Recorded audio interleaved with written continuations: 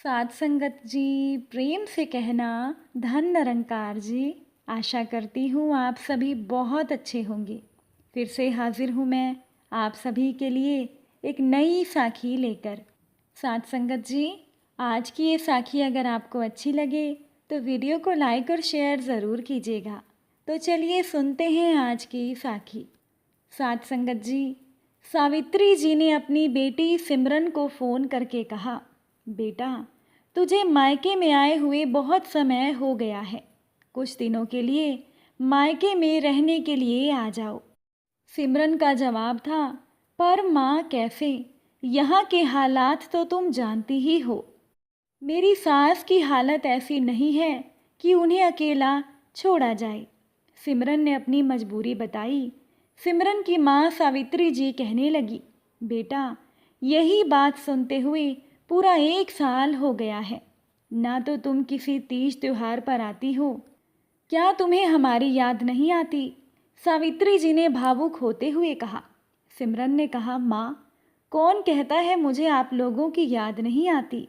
आप तो मेरी माँ हो, आप मेरे सबसे ज़्यादा करीब हो, पर आप मेरी मजबूरी तो समझो।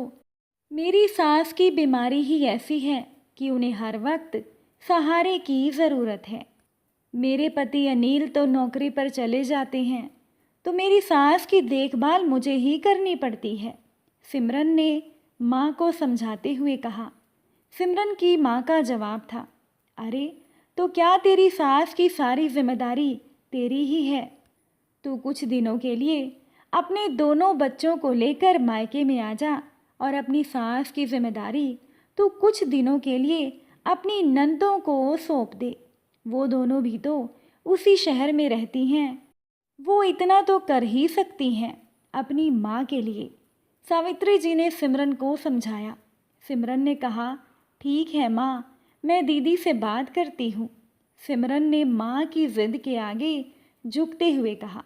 साथ संगत जी, सिमरन अनिल की पत्नी और 2 छोटे बच्चों की माँ थी। ससुराल में सास तो थी जिन्होंने सिमरन को हमेशा बेटियों की तरह प्यार दिया, और सिमरन ने भी अपनी सास को माँ का दर्जा ही दिया। लेकिन पिछले साल अचानक से सिमरन की सास को लकवा हो गया और इनके शरीर का आधा हिस्सा पूरी तरह से प्रभावित हो गया। अब तो सिमरन की सास बिना सहारे के उठ बैठ भी नहीं पाती थी। सिमरन और अनिल की आर्थिक स्थिति भी इतनी अच्छी नहीं थी कि वो घर में काम करवाने के लिए किसी सहायक को रख लें। इसीलिए अनिल की पत्नी सिमरन ने घर की सारी जिम्मेदारी खुशी खुशी उठा ली।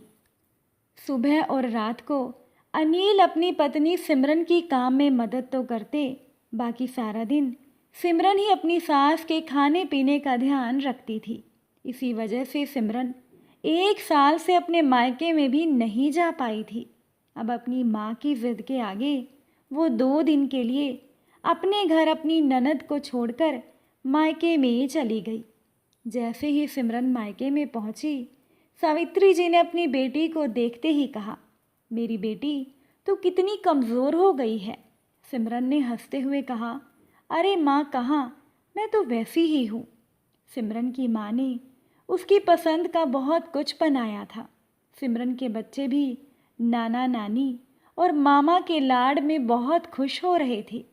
सिमरन बीच बीच में ननद से फ़ोन पर सास का हाल चाल पूछ रही थी कि तभी सावित्री जी ने अपनी बेटी से कहा, बेटा तू 2 दिन के लिए तो आई है, फिर भी बार बार फ़ोन में ही लगी हुई है। तब सिमरन ने कहा, माँ जी की दवाई, उनके खाने पीने सभी का ध्यान मैं ही रखती थी, इसीलिए मुझे दीदी को बताना पड़ता है। सावित्री जी ने कहा, वहाँ उनकी बेटी तो है, वो सब देख लेगी। तू यहाँ हम लोगों के साथ रह, मन से भी और तन से भी। सिमरन ने फ़ोन रखकर माँ को गले लगाते हुए कहा, अच्छा ठीक है माँ, अब मैंने फ़ोन रख दिया है, अब तो आप खुश हो। पूरा दिन बच्चों की मस्ती और माता पिता के साथ बातों में सिमरन का वो दिन बीत गया। रात को सिमरन जल्दी ही सो गई।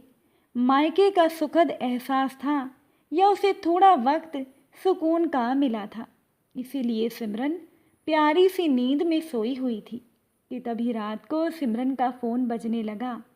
सिमरन गहरी नींद में होने के बावजूद हड़बड़ा कर उठी।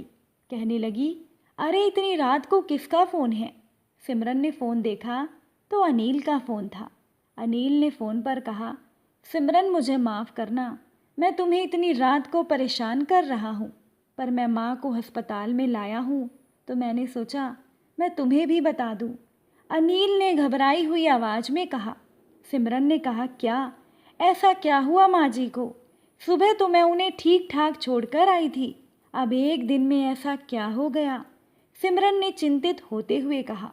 अनिल ने कहा, सिमरन मैं दिन भर का थका था तो मैं सो गया।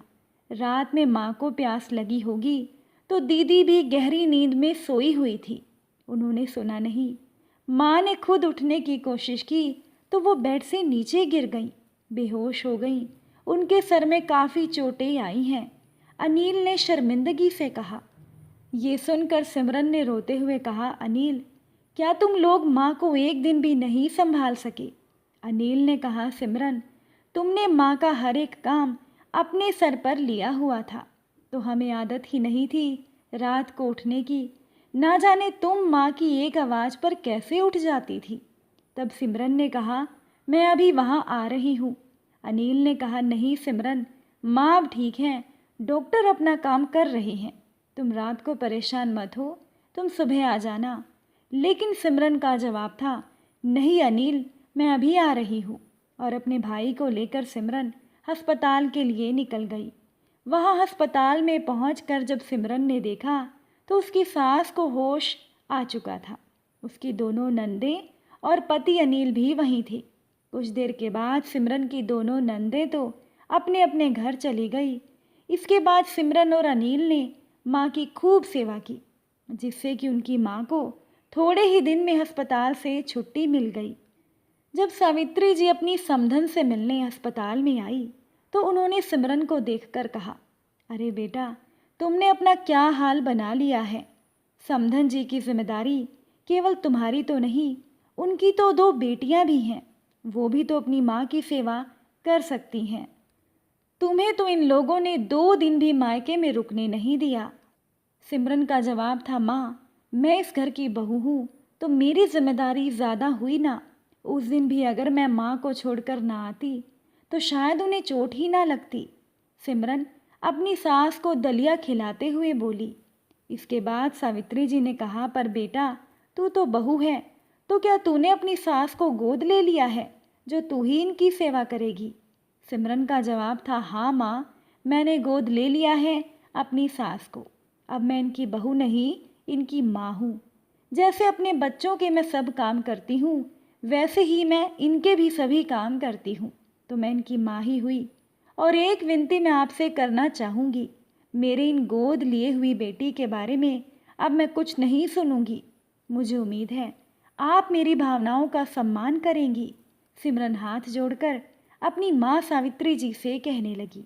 सावित्री जी हैरान थी कि उनकी बेटी तो आज उनसे भी बड़ी हो गई और सिमरन की सास नम आँखों से अपनी बहू को देख रही थी, जिसमें उन्हें माँ की छवि नजर आ रही थी। साथ संगत जी, ये कोई काल्पनिक साखी नहीं है, ये सच्चाई है। सिमरन जैसी बहुएं भी इस दुनिया में हैं। वैसे भी अगर घर के किसी इंसान को तकलीफ हो तो घर के अपने ही काम आते हैं, कोई पराया तो नहीं। तो हम सभी का फर्ज है कि किसी अपने के दुख में हम उनके काम आएं। अगर आज की ये साखी आपको अच्छी लगी हो तो वीडियो को शेयर ज़रूर कीजिएगा। आप सभी से फिर मुलाकात होगी नई साखी और नए विचारों के साथ। साथ संगत जी प्यार से कहना, धन निरंकार जी।